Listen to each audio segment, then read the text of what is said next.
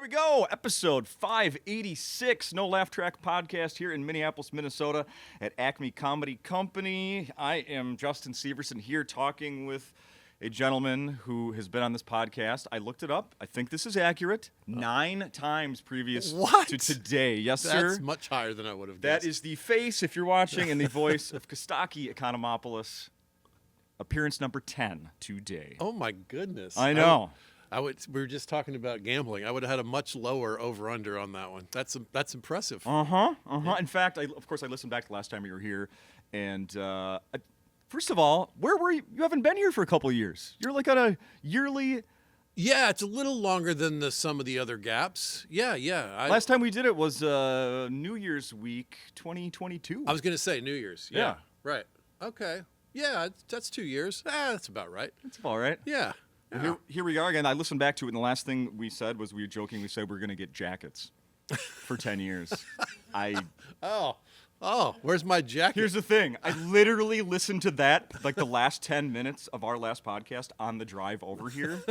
And it was like, that would have been hilarious. I would have showed up with my daughter works at Goodwill. Like, I could have got us dumb fucking Put together jackets. that would have been great. I blew it. Now, you're enough of a nerd that you're going to know the answer to this. Yeah. Who are the comics who have done this more than I have?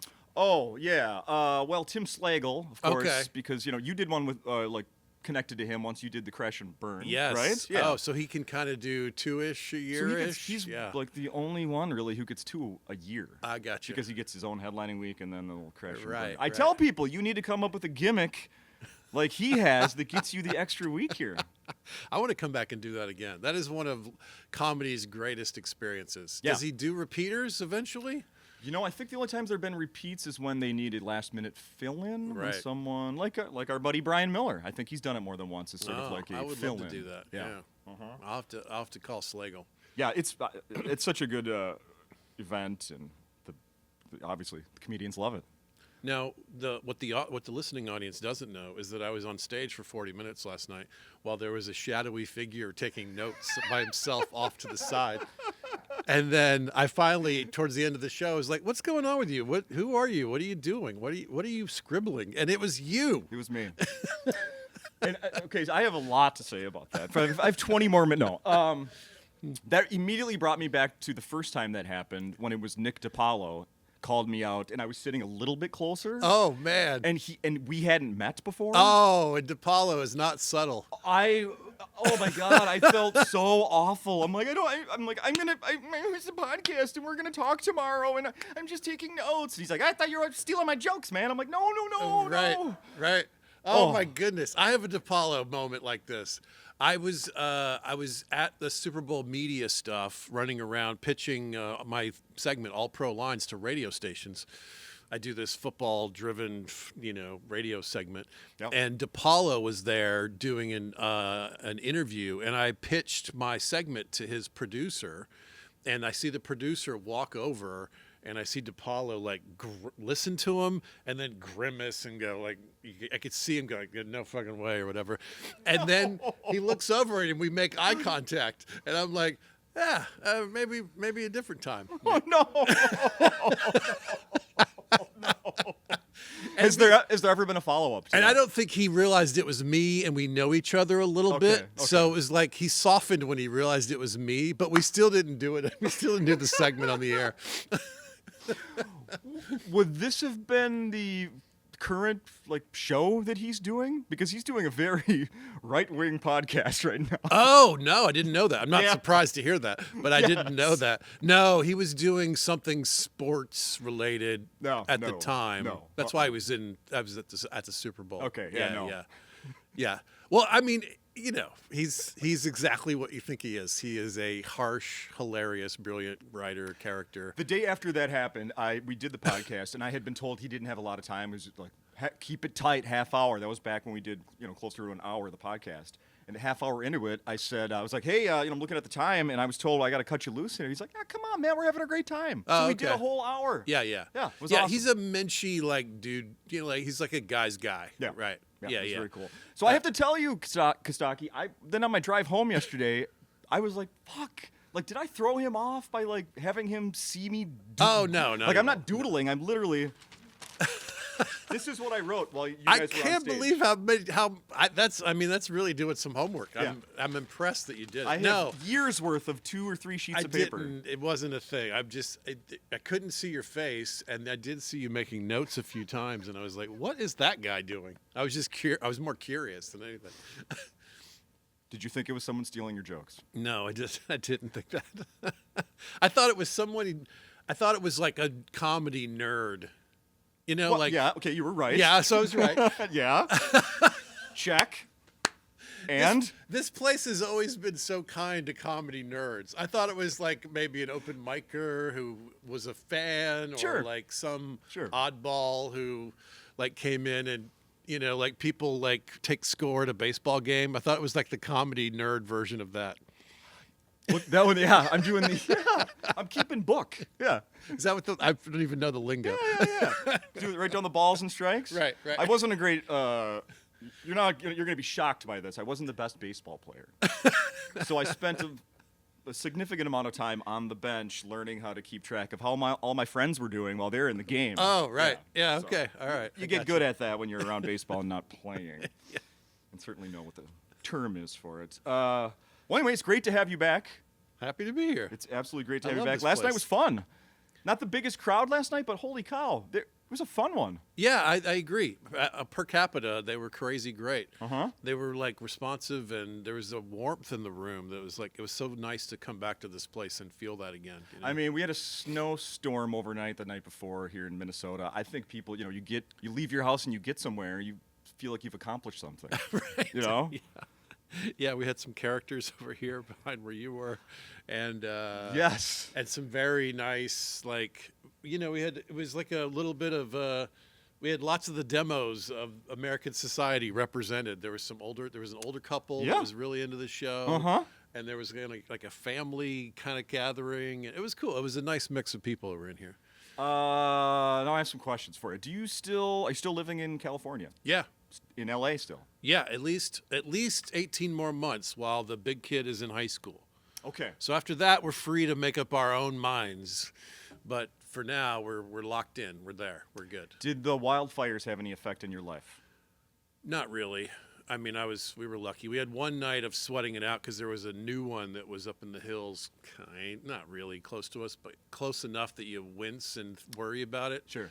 And then, the air quality was bad for a while, so I'm hustling the kid out of the yard and into the house, and we did some of that.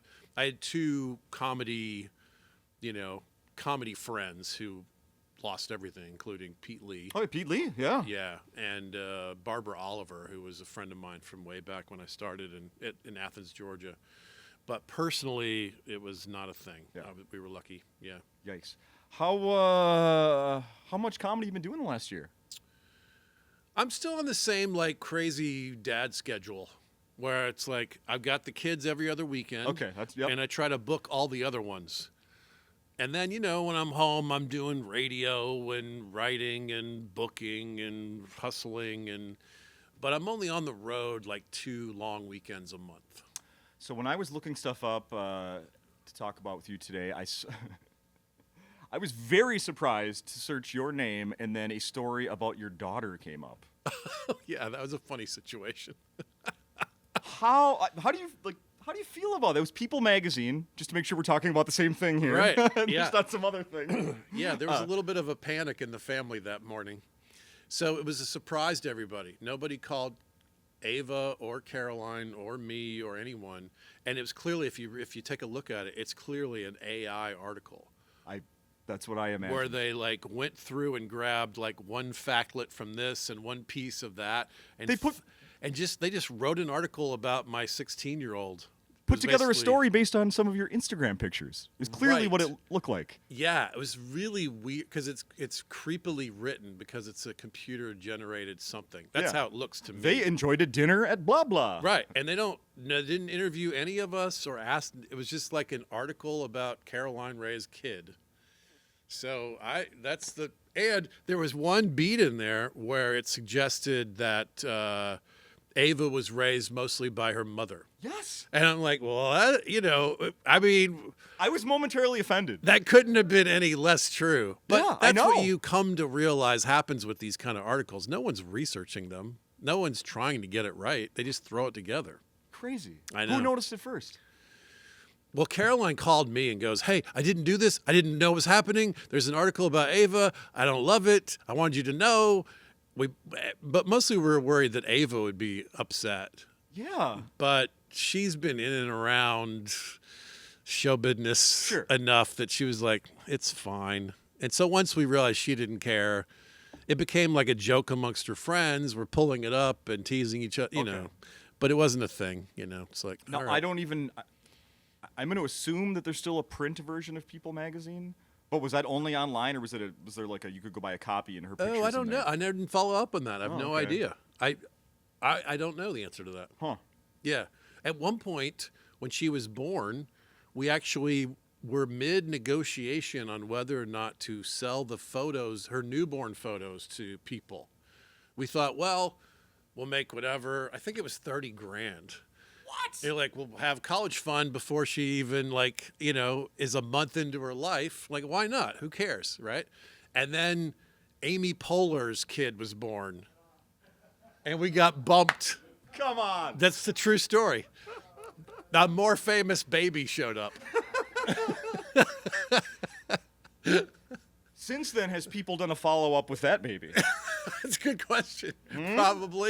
Probably so. I did then take a couple seconds. I'm like, who else is?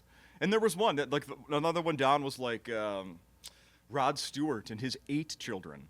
Oh, goodness. Did you know that he has like kids in their 60s and like single digits? What? Yeah. Oh, my goodness. Yeah. Now, that's a story. Yeah. That's interesting. Yeah. Uh-huh. I have a 10-year age gap between my kids, and it feels like 100 years sometimes.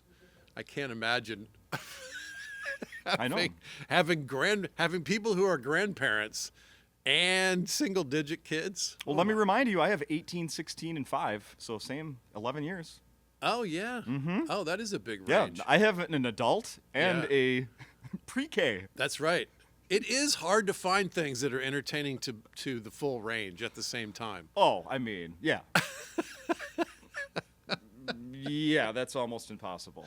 We're getting there. We have a handful of things that we're okay. We have, like, there's a street in LA that's like a walkable street that has all these cool, like, restaurants. There's a sandwich shop we really dig.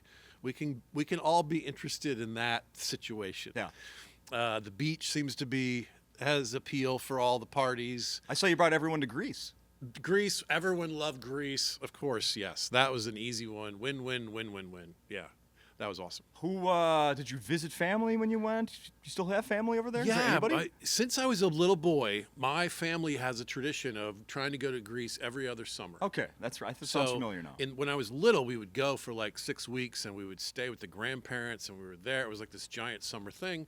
And now that I'm a grown-up, we try to keep the tradition, and we'd try to go every other summer. In fact, my dad had an apartment that he rented for years and eventually sold and left the money there. And my dad has since passed away, but we try to keep up the tradition of going to Greece every other summer in his name, and we use his money that's still there. So it's like this little gift that he left for us, that we all get to go to Greece every 2 years. That's amazing. Yeah. So usually we go through the smelly city to the islands. It's always been kind of pitched to me that way of like, it's hot, it's Athens, there's 400 cabs, and it's crowded, and this year, we just went to Athens, and we went in the winter. It was like we had a conflict with a couple of the kids. We're going to have issues in the summer. Sure. So, A, we went in the winter, and B, we went to Athens and just stayed. We went to one hotel and stayed for 10 days. And we're near family, who we saw lots of. And also, we just walked out of the hotel, and we're in Athens, and I loved it. Awesome. It was so cool. Not everything, but so much of it is walkable.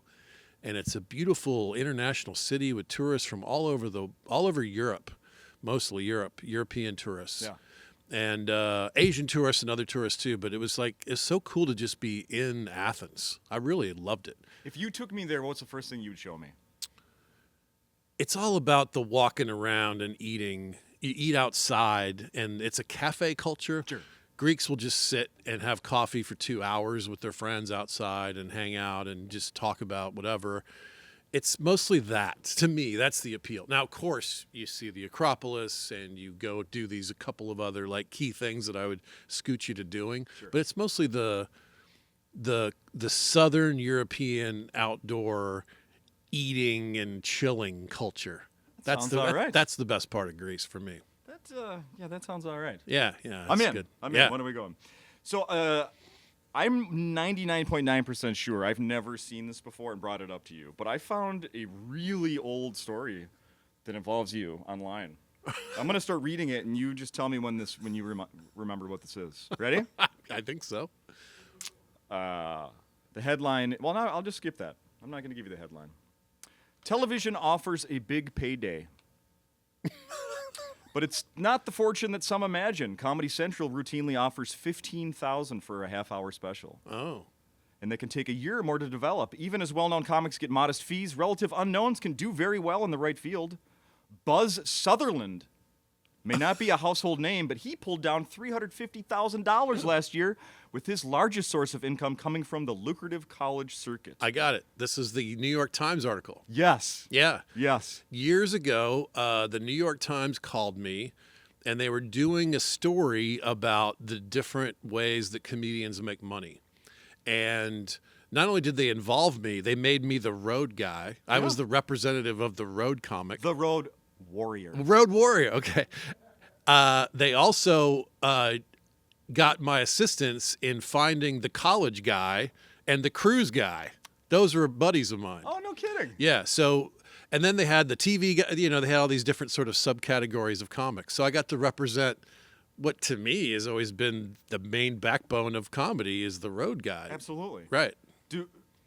Are you familiar with Buzz Sutherland? Yeah, Buzz used to do duck voice, and he would kill with it. And he was perfect for colleges because he was clean. It wasn't politics. It's not edgy. He's not talking about homophobia or anything that makes them uncomfortable. He would just go do this crazy duck noise at the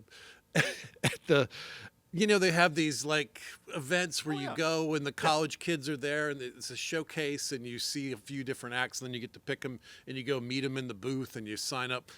Buzz would destroy at those things and he would get all these colleges and he became I think if I'm not mistaken, he ended up he would do north of 100 colleges a year. And he didn't do anything else. He just disappeared into the college market. Amazing. And then there's other guys. Still doing it, by the way. I looked him up. Oh, that doesn't surprise me a bit. Still doing it. And Cruises as well. And there are other guys that disappear into cruise ships because in both cases you can make six figures and be a complete unknown, So they're almost places that you can graduate to if it doesn't work out in the traditional way. Sure. Right. Sure. I'm going to read a little bit more of this. Okay. All right. If you don't mind, sir. I don't mind. Take this trip down memory lane. Buckle up. This is about you, Costaki, as we just discussed. An 18-year veteran. Was that accurate at the time? I guess so, yeah. I guess so, right? By the way, this is from 2012. Yeah. Think about that. I know. Think about that. 18-year veteran who makes most of his money on the road. Mr. Economopoulos said regular appearances on the Bob and Tom Show, which you still do. Yep, still on. Radio program that's syndicated across the country. It changed his career. You said 5 years ago I would go into a club and be unknown. After being on Bob and Tom, I make twice that when I self-produce a show. Right. I can sometimes make 5 times. Still, he's careful to schedule gigs by geography, even if one paying a few $1,000s is followed by one paying just a few hundred to save on travel expenses. Is that still true? That's all still true, yeah.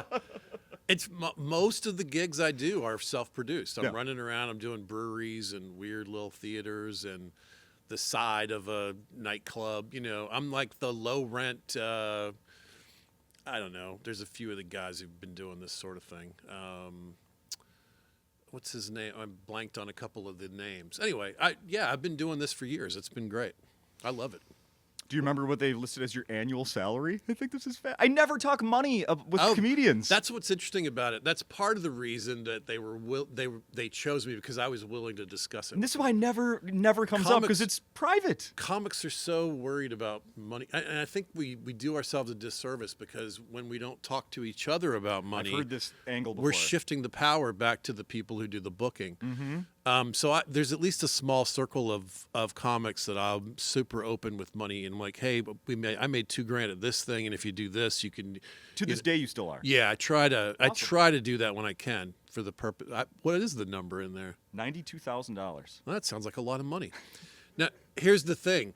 That's the gross. That's before expenses. So my cruise ship buddy was pissed because my gross number was bigger than his, but his real number is way bigger because I'm paying for flights, cabs, hotels, rental cars. Yeah, sure. The cruise ship pays for all of that.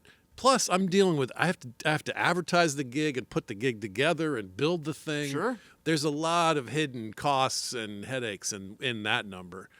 So that's completely misleading. But $467 from sales of comedy records like Mission Economopoulos online through CD Baby. Remember CDs? Those are over. I remember CD Baby. I sold CDs forever. It saved my life. Sure. Oh, yeah. Yeah. You're working with Trevor. He's selling one after the shows this week. Right. Yeah. 2,191 self-produced set in Fort Dodge, Iowa. From that amount, he paid the opening comic $200. Well, again, all the other the opening comics not flying from L.A. This is not a criticism, sir. You feel like you're getting defensive for no reason. Plus, these are 2012 numbers. All right? Do you still do Fort Dodge, Iowa? No, haven't done that one. Okay. No, the radio landscape changes, and you got to morph with it. I'm not on there anymore. Oh, there was a Bob and Tom place, or Yeah. what? And they're not there anymore. Right. Interesting. Yeah. Interesting. We had a one night at Go Bananas in Cincinnati, $2,710. One night? That's what it says here. I can't seem to make that anymore. I should give them a call. Open the door, see what Lewis says when I keep doing this here. And then we have $2,850. That's fees from Sound Exchange, an organization that collects royalties from satellite radio, internet radio, and other platforms that stream recordings. Right. $5, residuals from appearance on NBC's Last Comic Standing. That's funny. That's listed. $5. You know, there was a bar in the Valley. It's still there. They changed their shtick. But in the old day, it was called Residuals. And the old day, the shtick of the bar was if you bring in a residual check for less than $1, they give you a free drink. Love it. And the walls were covered with checks for 19 cents and 28 cents and whatever. Has that Last Comic Standing money dried up? Yeah, it's not the $5 it used to be. It doesn't buy you what it used to buy you. That's for sure, right? Oh my God. Oh, that's great. Anyway, I'm pretty sure I haven't brought that up. That before, is so, interesting. That's thank been you. a minute since I've seen that Yeah, article. thank you. All right, let me check our time. Buzz here. Sutherland gave it away. Yeah. Oh, I'm sure. Now I want to talk. Well, let's give it. So, did you go to the Super Bowl this year? This you year do I didn't the go, no, Media row and all that. No. No, the last couple of years I had the cushiest, sweetest, most unbelievable setup with Bob and Tom. They had these giant podium for us, like amidst all the big shots. We were just thrown in there. Awesome. And we had unbelievable guests. We talked to Chris Berman and Marshall Falk and on and on. It was amazing. Tony Dungy. It was amazing. And this year they decided not to do that. So I thought, I'll take a year off. We'll reassess next year. I might go back and do it independently, even if they don't do it. But this year I thought, I've been so spoiled. I got a lot of other things going on. I'm just going to take the year off and reassess. Sure. But I've done media stuff at Super Bowls maybe 8 of the last 12. Wow. It's been fun. That's awesome. I love it. You get to brush shoulders with all these characters that you have known forever. Uh-huh. It's like, oh, it's Dan Marino is peeing next to me at the thing. You know, it's like, it's so cool. Yeah, it is very cool. Yeah. All Pro Lines, still doing that? Yeah, it's been great. Podcast. Now it's monthly. The podcast is monthly. The podcast has been a little shaky. The social media thing has been really good. And in fact, last year, I had a daydream that maybe I could just retire and do this. And the algorithm threw a little shade at me, and this year was a little bumpier. Interesting. But it is possible that that thing blows up. So I'm definitely working on that. Yeah. It's been fun. Nice. Yeah, for those of you listening, you might not know, it's a football joke brand. And it's memes and, caption contests and goofing around. And it's been really fun. Come follow us at All Pro Lines on whatever your favorite social media A few of the jokes made it on stage last night, I noticed. I did a few. Yeah. It's fun when sometimes they are good enough and evergreen enough that they can, like you can do topical, but of course, by the time you polish it for the stage, it feels old. So there's some things that have legs. I try to have at least a joke or two about every team in the holster. Yeah. If, people are like, hey, I'm a Panthers fan, I want to have something to be able to say to them, Yeah, So that's good. That's very impressive, actually, to have one for it's everybody. fun. It's fun. I do it on the ships. I was surprised how well they work on the ships. Oh, how much ship work are you doing? Very little. Okay. I did 2 weeks last year for the first time in 5 years. Oh, okay. But this year I'm going to do 4. And I might slowly ramp it up a little bit. I like them. They're all right. Mm-hmm. I've got mixed feelings about the creative side of them, but all of the other trappings are good, and so it's a good trade-off if you're not doing just ships. Yeah. Yeah. Like Kermit Apio is here next week, and I think he's doing a cruise ship this week because I've seen him posting pictures from like Grand Cayman or something like that. Oh, right. Yeah. Looks pretty nice. Yeah, I mean, if you're not always on them, they're cool. If you're always on them, your life is so weird. Oh, I can't even imagine. Because the appeal of the ship is that you escape the universe. But when you're always on them, it's a weird And you want to existence. escape that universe. Yeah, right. Absolutely. Right. Do you have any, well, you just mentioned about having things topical with your football jokes. Do you have anything yet on Adam Pac-Man Jones? Did you see the story that came out about him? Was that today? In the last 24 hours. Oh, I saw no. it this morning. No, what's the story? You're breaking news to me. Perfect. I'm going to read you some of this then. Former NFL star quarterback Adam Pac-Man Jones previously has been an outspoken advocate of cannabis and even revealed last year he smoked before playing games. Now in an interview, he came clean about how he concealed his marijuana use to avoid getting trouble. He said he never used his own urine during league tests. He was on a podcast with Deion Sanders, apparently, this week, or they aired it this week. And he told Deion Sanders, I cheated the program like I was really good. People don't know how smart I am, but like I can say it now. I don't play no more, but like I've never used my own urine for a urine test. Not one time. Wow. Deion Sanders, the show's host, tried to tell Jones that such cheating can't happen today because the NFL has made it so much harder for players to do that.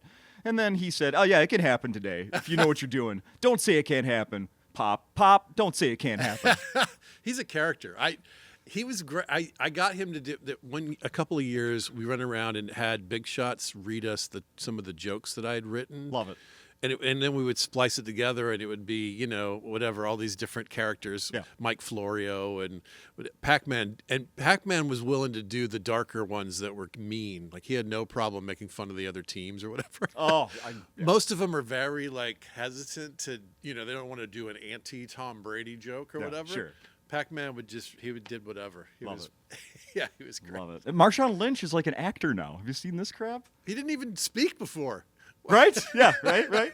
I have to read you one more part of this this thing here. It says, he said, the reason it can't, Deion Sanders said, the reason it can't work is because they go in there with you, right? And then he goes, no, and he goes, yeah, they go in there and they watch you pull out. Oh, wow. What? And then Pac-Man Joe said, no, you can still get around that. And then he was about to explain how you do it, and Deion's like, no. No. Crazy. He's the real deal, man. That guy's a character. The other thing that's funny to me about him is when a couple of these stories broke in the last couple of years about gambling, you're placing a bet in the locker room, which is illegal. Yeah. And players were like, well, I didn't know that. Pac-Man was the one who goes, no, they fucking know. They have meetings about it. Yeah. There's a sign in the locker room, don't gamble in here, even if it's not on football. You can't bet in this. He goes, no, they fucking know. Like, he was the one who was when Pac-Man Jones is calling you out for not following the rules, like they definitely know not to do it. Oopsie. Oh, that's so great. Anyway, so he's still making headlines. Of course he is. You gotta freaking love that. Let's see. What is there? Something else I wanted to mention for? Cool merch last night. I saw you were pitching on stage there. I have koozies. Yeah, Koozies are the best merch. They're light. There's no sizes. There's no headaches. Everyone loves a koozie. they're based on some of your three different jokes. Yeah, three jokes, right? All of them great. All of them you, absolutely great. I encourage people to leave with one of those if they come to the shows this week. And then Trevor Anderson is the feature act. And then, of course, he sells his artisanal spatulas and, kitchen. Never seen that ever. Never heard of anything even a little bit like that. Good for him. Now, let's just... comedy changes once again. And in order to have a career, you have to sell something that you made with your own hands after the show. What would yours be? What do you know how to make? I don't know how to make anything. Jesus, what would I do? I don't know. Cookies? Are you a bake? Can you bake? Can you? I have made cookies. Could you make like those little yarn If they would dream be catchers? famous- Oh my goodness, what a terrible exercise this is. I could make bracelets with the 6-year-old. That might have at least some artistic sort of warm merit at some level.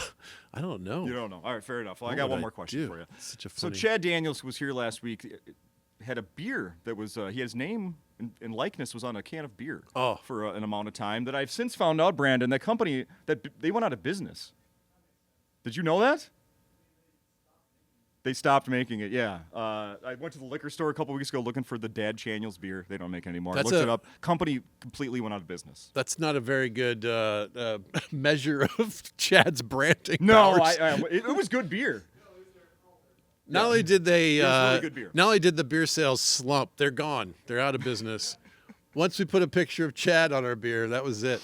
So my final question to you, sir. Oh, if a company comes to you and wants you to put your likeness on a can of an alcoholic beverage, and it was up to you, what would it be? Would it be a Pilsner, a Stout, an IPA, a seltzer, a vodka seltzer? I know the answer to this. This is Okay. a way easier question for me. Yeah. I've actually reached out to a couple of beer places about possible sponsorship on the podcast because there are some beers that I adore.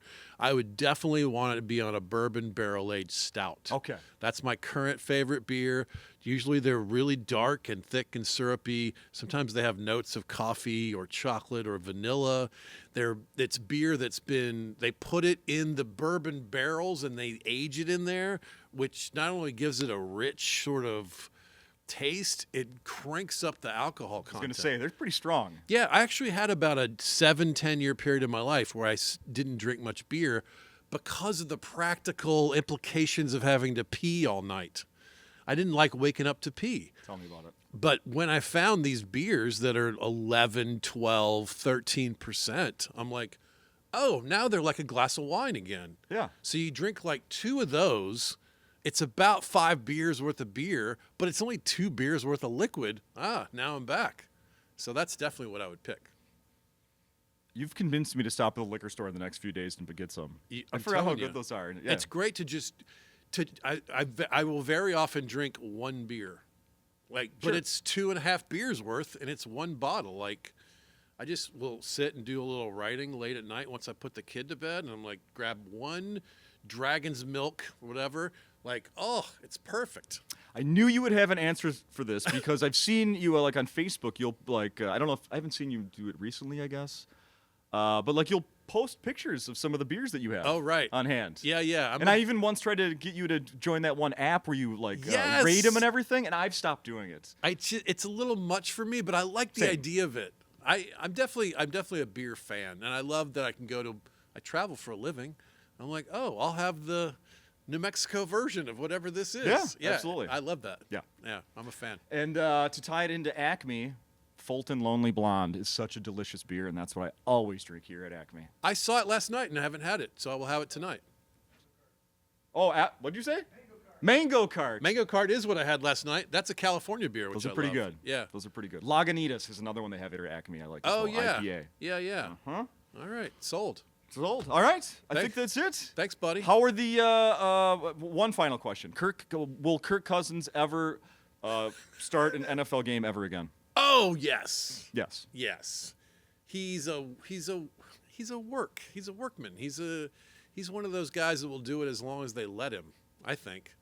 And the Falcons will trade him or cut him, and he'll be playing for somebody else. There's so many. There's at least 7 quarterback desperate teams right now. Yeah. He's better than so many of the other choices, even though he's imperfect. He'll be playing. We'll see him out there somewhere. Yay. Thanks for the 1-year rental. I literally saw a list today. CBS Sports put a thing together, and it was like worst free agent signings of all time. Oh, He was number 2. I don't agree with that. Yeah. He was fine. I mean, he was a very expensive 1 year, but it's fine. Spoken like a Falcons fan in The denial. reason in he's denial. expendable is because we found the other guy. In the meantime, it's fine. It's fine. I don't have any gigantic regrets about Kirk Cousins. He's easy to root for. I like the guy. He was a giant upgrade over what we had the year prior. I'm fine with the Kirk Cousins experiment. Although I'm also happy it's over. Denial. Thank you, Costaki. Good night, everybody.